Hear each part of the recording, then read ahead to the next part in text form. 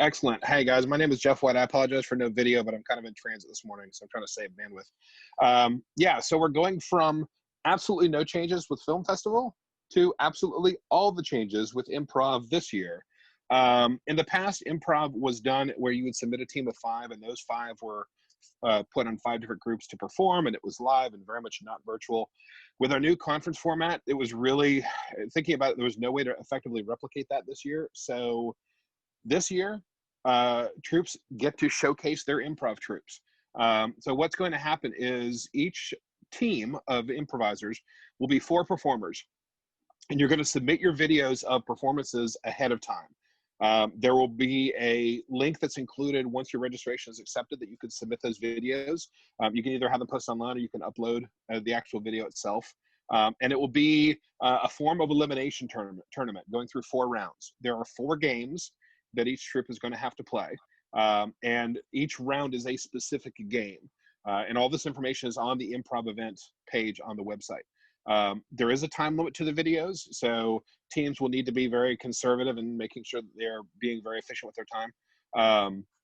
But the nice thing is, in the live event, each team would get like a minute and a half to perform, so you have a lot more time this time when you're actually doing your videos. But the games are a little bit more involved, and like I said, so players need to be very efficient with their time. There also will have a judging rubric as well for our games. I don't have that up yet, but it will be up there by the date for registration, when registration opens. And because we don't have different tracks this year, normally we would do a blue competition and a yellow competition. Everybody's lumped into one competition this year. And middle schools, if you have players, if you have improvisers, they can participate in this as well, if you would like. I don't know exactly how the judging will look for that. We probably will not judge them on the exact same scale. We may give them a little bit of a handicap, so to speak, but it really kind of depends on how many middle school entries that we get. So that remains to be seen. And for everybody who submits, I will definitely send more information out about that. We also currently don't have a limit on how many teams can enter. And it also means if you have a troupe that you have a fairly robust improv performance troupe, you can send more than 1 team. They do need to be different individuals. You can't have them overlap. So it needs to be unique teams of 4. But if you have a big improv troupe, you can send 3 teams if you like. But each one has to have their own set of videos submitted. Once the entire competition is complete, all of the improv videos will be available for anybody in the conference to view. So it'll kind of go from a competition to a showcase of everybody's videos, because you'll be submitting 4 videos for your competition, but you may get eliminated in round 2. So in the competition, your last 2 games wouldn't be visible, but we'll show them at the very end.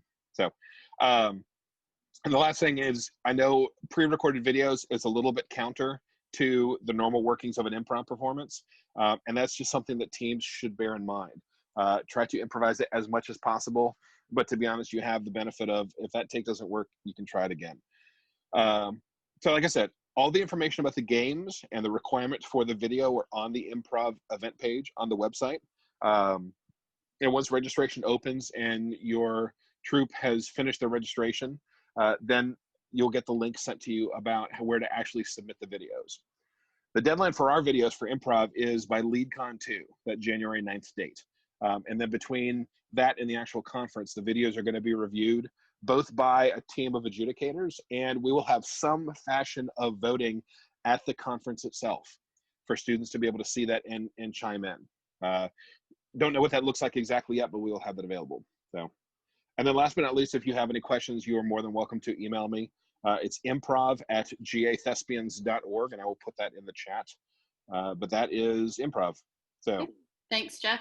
We have 2 questions, and we're at our time, so let's get those in really quickly. First question is, can the games be done in Zoom, or do they need to be done live? If you can record it through Zoom, that is totally fine. Yeah, social distancing is kind of up to you. If you wanted to do it all on stage with them at a distance and masks, you can do that. If you do it through Zoom, you can certainly do that too. Okay, so it is possible to record in front of a live audience as well. Is that correct? That's correct.